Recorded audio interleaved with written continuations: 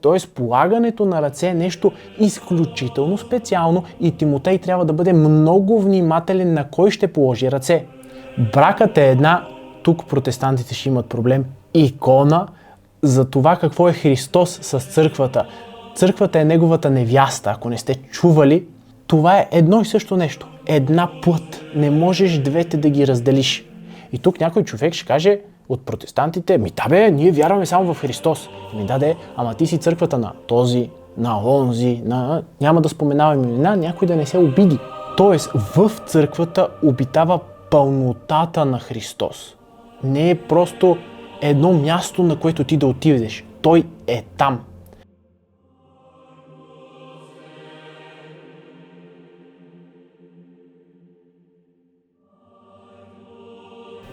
Здравей! Аз съм Николай Ценков, един бивш протестант, който в момента е православен християнин и иска да помогне на хората да разберат малко повече за криво разбраната православна вяра. Всъщност много неща не знаех и не разбирах и бях несъгласен с православието, но я гледах тази църква отвън и ми беше много далечно. Искам ако мога да ви запозная с църквата вътре, и това ще е темата днес. Тази църква физическа ли е, духовна ли е, обща ли е, навсякъде ли е, ние хората ли сме църквата, всеки по-отделно ли е църква, както човешкото тяло е храм, къде е истината? Различните протестанти имат различна гледна точка за това как изглежда църквата, физическа ли е, не е или така нататък. Например, Лутър смята, че кръвта и тялото са истина, не е нещо символично. Калвин пък смята, че е абсолютно символично и затова не трябва да се дава на бебета. Няма пълно разбирателство в протестантските среди. Днес обаче ще ви покажа малко повече за православната църква и защо това е църквата от Библията. Да започнем първо с един от най-красивите стихове в Деяния 9:1-5. Няма да навлизам в подробности за него, но само ще ви прочета. Савле, Савле, защо ме гониш? От Деяния 9 глава, 4 стих. Забележете как тук Исус не казва защо гониш хората ми, защо гониш моите последователи, членовете на църквата, защо ме гониш. Тоест тук Христос много силно се отъждествява с църквата, че Той е църквата. С други думи, ако ти преследваш църквата, ти преследваш самия Христос. Още тук Христос казва, че Той и църквата са едно тяло. А пък в Ефесяни 1:22-23 стих се казва: и покори всичко под неговите нозе и го постави да бъде глава над всичко за църквата, която е неговото тяло, пълнотата на този, който изпълва всичко във всички. С други думи, църквата не е просто някой си народ, организация, това е неговото тяло. Тоест в църквата обитава пълнотата на Христос. Не е просто едно място, на което ти да отидеш. Той е там. Тоест това не е символичен образ. Това е реалното му присъствие. Въпросът е, има ли физическа църква или е нещо напълно духовно? В Ефесяни 5:30-32 се казва: защото сме членове на неговото тяло, от неговата плът и от неговите кости. Затова ще остави човек баща си и майка си и ще се прилепи към жена си и двамата ще станат една плът. Тази тайна е голяма, но аз говоря това за Христос и за църквата. Бракът е една, тук протестантите ще имат проблем, икона за това какво е Христос с църквата. Църквата е неговата невяста. Ако не сте чували, това е едно и също нещо. Една плът. Не можеш двете да ги разделиш. И тук идва първия проблем. Една плът не може да си противоречи. А за съжаление, още от направата на протестанството има 4 веднага разклонения, главните от които са Мартин Лутър и Калвин, които не могат да се разберат. А не може едно тяло да си противоречи. Затова те толкова силно си противоречат, че се разделят. С други думи, това не е просто нещо, за което те не се разбират и си говорят на по кафе, а това е нещо, което да ги накара да не са в общение. Не се разбират. И ето къде идва един от пироните. В Ефесяни 4, 4 до 6 стих. има едно тяло, един дух, както и ние бяхме призовани към една надежда на вашето призвание. Един Господ, една вяра, едно кръщение.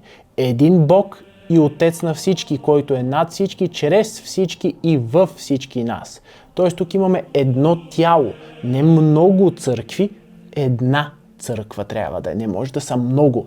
Имаме една вяра, не десетки различия и разновидности на вярата. Тя трябва да е една. С други думи, ако имаме богословски изключващи се системи, т.е. идеи, не може всичките да са прави. С други думи, може всички да са грешни, но не може всички да са прави. Трябва да има само един прав. И вие сами трябва да потърсите малко къде е истината, защото тук говорим за нея, но вие сами трябва да я откриете, защото трябва едно да знаете, че не може да има различия, когато тялото е едно и се отъждествява с нещо физическо. След малко ще стигнем още по-надълбоко в тези неща.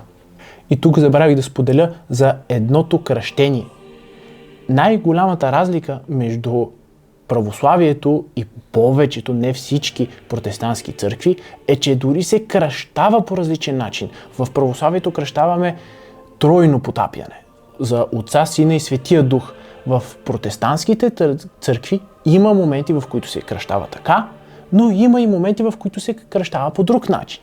Това е интересно, че това е единственото от таинствата, които може да бъде направено от мирянин, т.е. обикновен човек.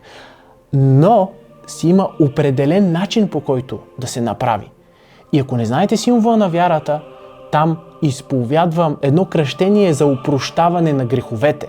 Т.е. кръщението не е просто символизъм, то е нещо много сериозно и затова в православието е таинство, едно от 7-те. И тук хората от протестантството веднага им идва въпрос, нещо от сорта на: това значи ли, че само православните християни са спасени? Ние спасени ли сме? Ще стигнем и до там, но всъщност идеята е, че църквата е богочовешки организъм. Тоест, ние имаме хората вътре, но имаме и Светият Дух. Затова и Петдесятницата в Деяния, в който Светия Дух слиза върху апостолите. И не говоря за протестантското слизане, в което започваме да говорим на странни езици, които никой не разбира, а за малко по-дълбокото значение на това слизане на Святия Дух, което след малко ще обясним. Православието не казва: щом ходя на църква, значи съм спасен. За православието имаме триизмерна гледна точка. Спасих се, спасявам се, ще бъда спасен. Ние живеем, за да се спасим. Всяко едно нещо, причастието, кръщението, ходенето на църква, всичките тези неща са част от спасението. Ние живеем в църквата. Тоест, не спасен съм готово. Аз се надявам да бъда спасен, но не и църквата е само някаква невидима духовна реалност, съм си написал тук, без конкретна структура. Не. Имаме си конкретна структура и знаем къде е, но не знаем къде не е. И тук всеки един от вас може да каже: ами, този на кръста, той нищо от тези неща не е направил. И съм напълно съгласен, защото Бог е милостив. Въпросът е ние дали искаме да сме изключението като човека на кръста или искаме да сме нормата. Продължаваме нататък. Тук съм си записал нещо от свети Димитро Станилое, Опитът от Бога, от 4-тия му том. Църквата, общение в Светия Дух. Ето го и него. Единството на църквата не е единство на институционалният ред, нито пък се разрушава от отделни личности с различна вяра или с различни тълкувания на вярата. То е единство на онтологично пневматичен живот в Христос и в Неговият Свети Дух. Основата на единството на църквата не идва отдолу, т.е. от съгласието между вярващите, а идва отгоре, Христос. Добре, че имаш и това обяснение, защото иначе, кажи речи, нали, нищо не се разбира. Явно не съм толкова интелигентен, за което извинявайте. Въпросът е, идеята е следната, че тук не говорим кой как ще тълкува Библията, какви ще са неговите възгледи за вярата, какво трябва или какво не трябва да прави. Тук Христос прави църквата. Тя идва отгоре, а не я правят хората. И в Матей 16:18 се казва, че Дори и адовите порти няма да наделее на църквата. За тези ревности православни християни, които ме гледат, спокойно, каквото и да стане. Ние няма да спасяваме църквата, не, тя няма да изчезва, защото трябва да имаме спокойствието и да вярваме в Христос. Има една църква и адовите порти не надделяват над нея. Тоест, може да има някакви проблеми на някакви хора вътре в църквата, защото всички сме болни. Но не може да се притесняваме за самата църква, защото това е тялото на Христос. Затова, хора, не може да има много църкви с малки или големи различия, защото е едно. Връщам се на изключенията. Не е само този на кръста изключение. Тук съм си записал за 40-те мъченици от Севастия. 40 войни християни са обречени, осъдени да стоят голи в леденото езеро и евентуално да умрат. Един не издържа и излиза от езерото и умира, но друг войник, пазач, вижда това, получава откровение и слиза при тях, при християните и умира заедно с тях. Без кръщение, без нищо. И той също е светец. Въпросът е до ръба ли искаме да стигнем? Да се надяваме, че в последния миг Господ ще ни се открие и ще имаме милостта му, или искаме да сме от тези 39 войника? Защото, както виждате, за да влезне един, е излезнал един. Всеки да си го тълкува, както си иска. Има и още примери, няма да ви ги давам, но ако някой православен християнин ви каже, че вие няма да се спасите, защото сте еретици, първо, той няма право да съди. Второ, хипотетично, вие ще бъдете така или иначе причастени към православната вяра и православната църква. Просто или ще е в църквата тук, воинствената църква на земята, или ще е тази горе на небето. Но винаги ще трябва да минете по един или по друг начин през православието, колкото и арогантно на протестантите да ви звучи. И защо е това? Защо мога да си позволя да кажа това? И това не го казвам от арогантство, аз го казвам дори от стихове. Дайте да видим за какво става въпрос. Казва се апостолското приемство. Това е може би опората на църквата. Ако не знаете какво е, съветвам ви да прочетете. Apostolic Succession на английски, защото има доста повече видеа на английски, отколкото на български. Във 2 Тимотей 1.6.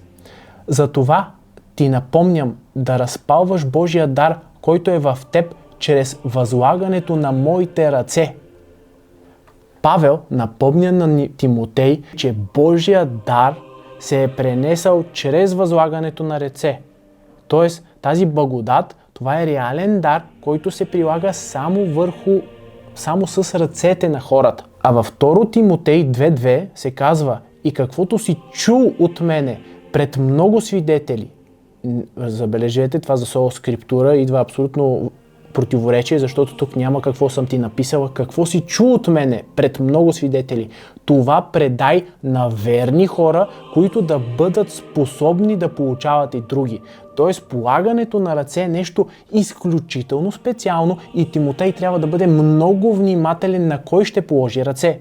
С други думи, тази благодат първо не може да я разхвърляме наляво и надясно, второ трябва да чакаме верни хора. Това е нещо специално и всъщност с това се отъждествява православната църква. Православната църква може да проследи своите корени от апостолите, ръка под ръка, докато стигнем до Исус Христос, който полага своите апостоли. Тоест, това апостолско приемство е неотлъчна част от църквата и без него ти не можеш да кажеш, че си част от църквата. Дори и католиците, макар че имат Петър и Павел и се опитват да се отъждествят с тях, те нямат пълното апостолско приемство. И нещо интересно, което наскоро научих, е, че един човек може да стане епископ само ако двама епископи положат ръце над него. Тоест не може всеки един, който си иска да стане епископ.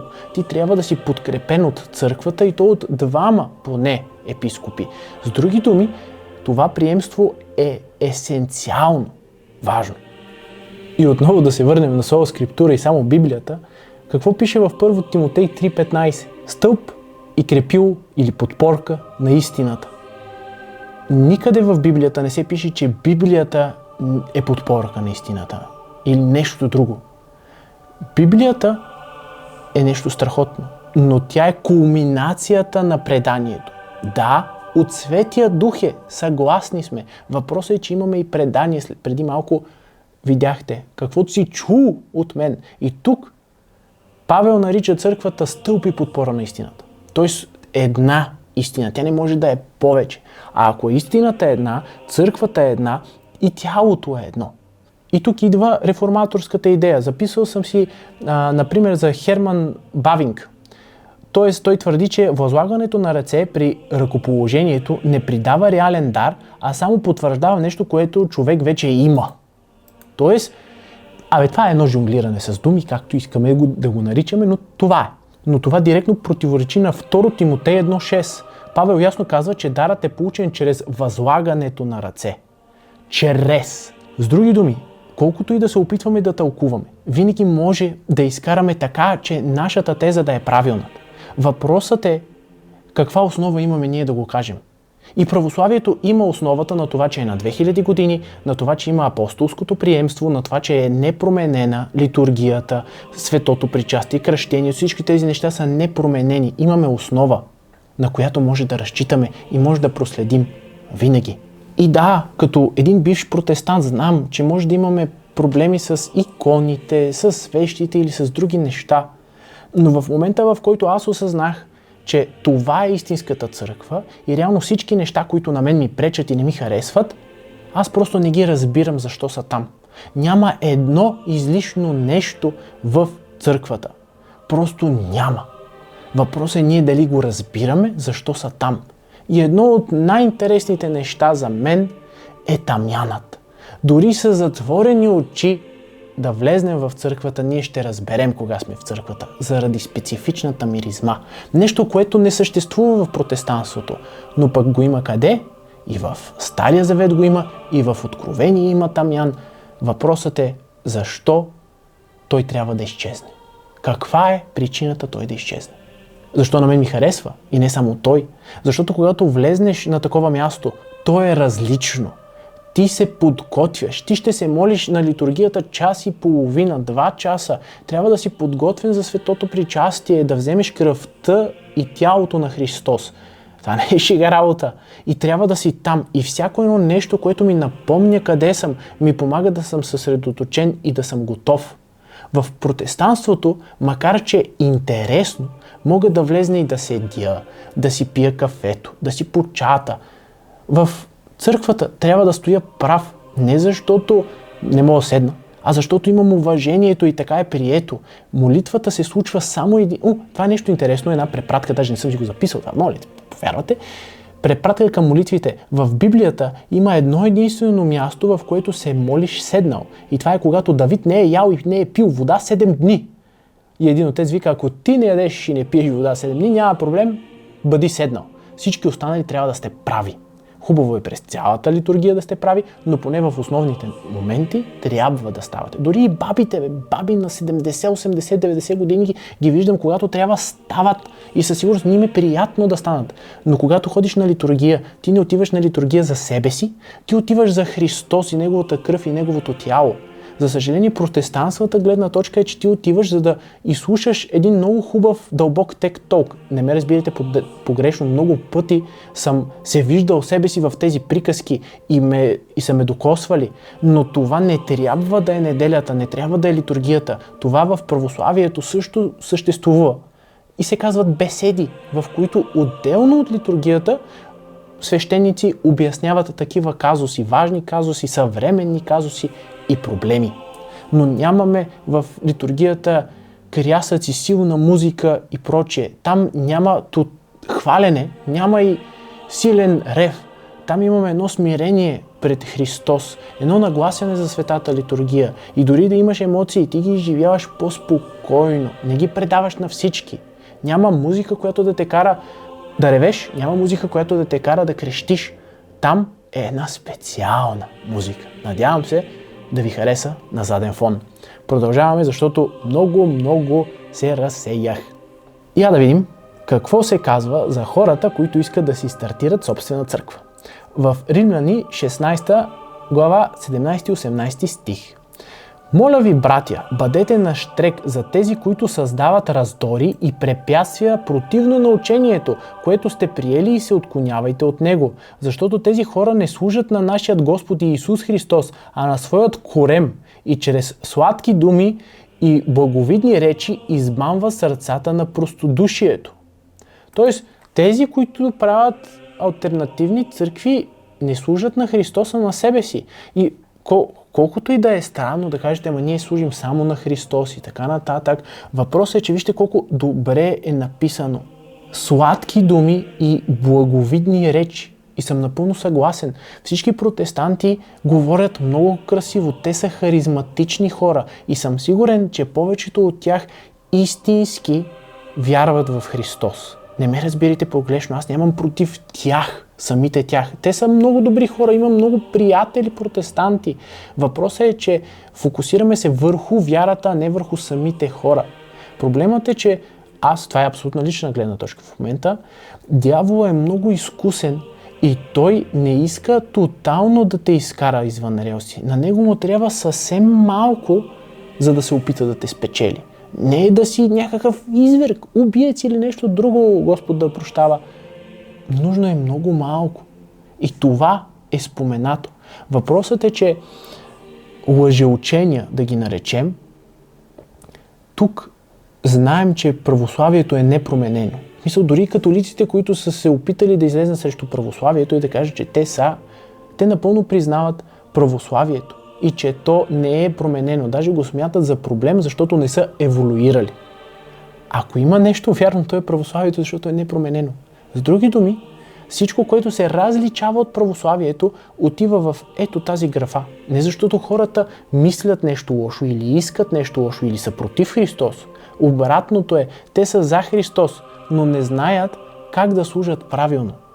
Въпросът е дали той ще ни се умилостиви, защото не сме знаели достатъчно, или нашата гордост не ни позволява да видим другата гледна точка.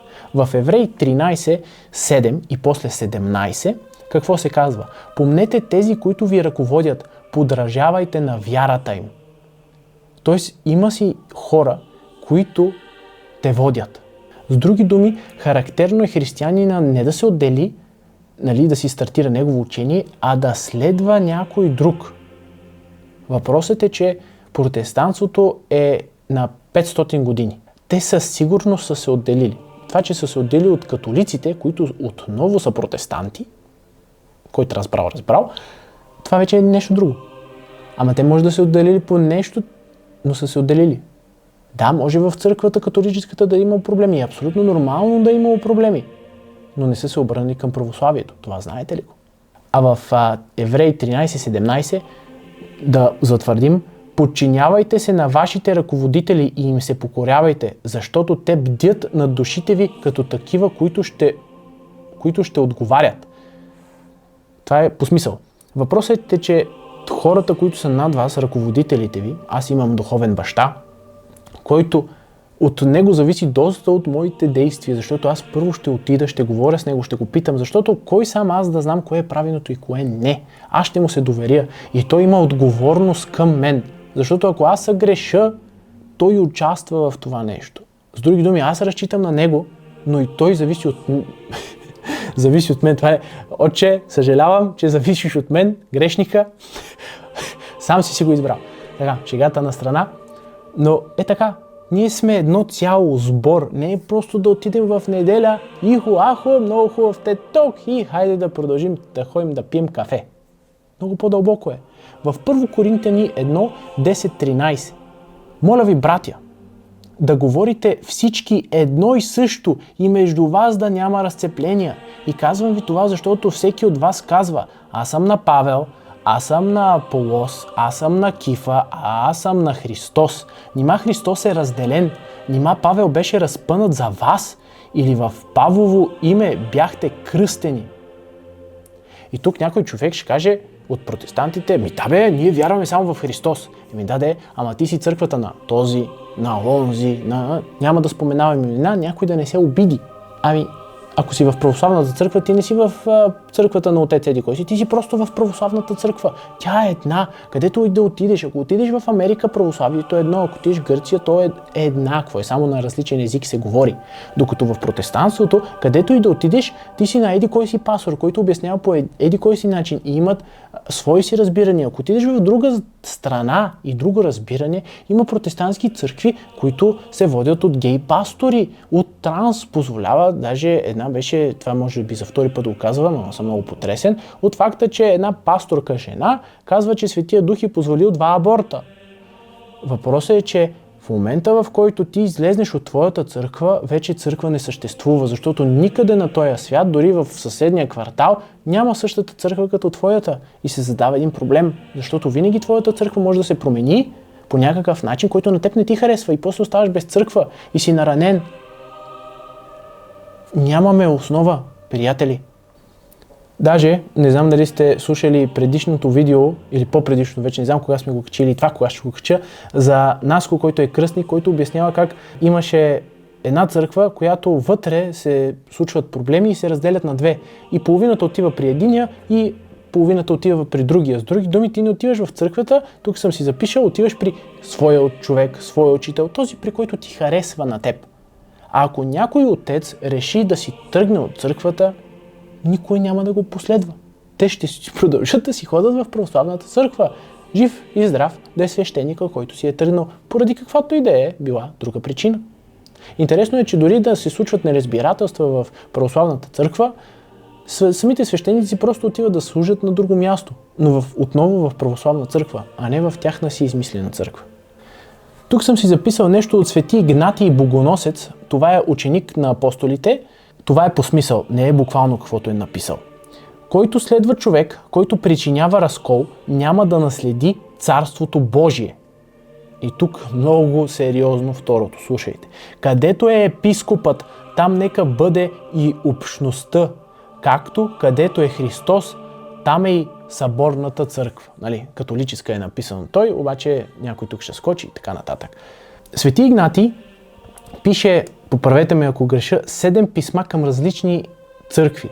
И подарих я на един протестант и той каза, ама той пише все едно чета да е пистал, все едно чета посланията, писмата към църквите от Библията. И наистина, същия текст, същите думи, нормално той е ученика на апостолите. И всъщност припознава текст, който е извън Библията, но много прилича на него. И всъщност, замисляли ли сте се, че ако Павел пише на физически църкви с, много интересно, но и са имали си епископи, имали си дякони, презвитери още тогава и в Библията ги пише, щом той пише на физически църкви, които са еднакви, щом в Откровение се пише до 7 църкви и се казва точно къде са, на кой са и така нататък, и забележете, дори там църквите грешат, още в 1 век, но биват от кой подкрепяни? От някакви хора, дето знаят по-добре как е, или от Святия Дух. Тоест, ако църквата реши нещо да оплеска, Святият Дух ще намери как. Господ Исус Христос няма да ни остави боси и голи. В духовен смисъл. И тук, спрямо тези думи, нека ги затвърдим с Деяния 2.41. Бяха прибавени около 3000 души. Това е по смисъл. Тоест, апостолите говорят за реално прибавяне към църквата, която не е нещо духовно. При Галатяни 3.27 и в Римляни 6.3 и 4 всеки, който се кръсти, се облече в Христос или се кръсти в смъртта му. Тук няма може би. Това е реално участие в църквата, не е нещо символично. За православието спасението е един процес. Ние се спасяваме от слава в слава. Имаме различни средства за спасение, тъй като ние, тук би трябвало всички да се съгласите с мен, се борим за спасението си, защото Господ Исус Христос трябва да ни спаси. Но защото ние сме ни грешници. Няма праведни тук при нас. Просто няма. И не мога да повярвам колко грешки аз допускам на ежедневна база. И пак и ги повтарям и просто не се случва. Слаб човек съм. И с всичките тези неща, с кръщението, в което си измивам греховете и се отказвам от ада и от дявола, в тази изповед, когато отида и кажа всичките си мъки и Отчето не ми прощава греховете, той сяда до мен и с молитва се молим заедно към Исус Христос да ми опрости греховете. Аз мога да излея всичко негативно, да го изхвърля и да стана отново чист. Когато отида в неделя, гладен и жаден на църква, за да взема Евхаристията, тялото и кръвта му, което са за опрощение на греховете ми, всяко едно нещо ми помага. Може да е молитва, може да е пост, каквото и да е. Всяко едно от тези средства, това са като на футболиста бутонките, като на вратаря ръкавиците, като на катерача специалните еспадрили, като на пловеца плувките, нали? Едно е един пловец да съм аз и да съм се фърлил някъде в океана, друго е да имам плувки, друго е да имам кислород, друго е да имам маска, нали се сещате? Всяко едно от тези неща ми помага да мога да се изчиствам, т.е. да се боря за своето спасение, защото сам никой не е успял. Въпросът е дали ще може да бъдем готови за светлината на Христос, която Той е подготвил за нас. И отново, ние тук говорим за истината. Вие готови ли сте да приемете тази истина? Нека да направим извода днес. Ако разколът е грях, не трябва да търсим по-удобната църква, по-близо църквата или някой, който ни харесва, а трябва да намерим къде е тази свята църква. Щом свети Павел го казва, кой съм аз да му противореча. Православната перспектива, тук отново съм си записал, за да не се объркаме. Църквата е една, т.е. това не е невидим съюз на противоречащи си системи. Тя е свята, защото в нея действа Светия Дух. Тя е съборна, защото обхваща всички времена и народи и една вяра. И апостолска, защото пази учението и приемството от апостолите до днес. С други думи, протестантите нямат реформация, имат разкол, защото протестантите се опитват да реформират католическата вяра, но не са запознати с православната.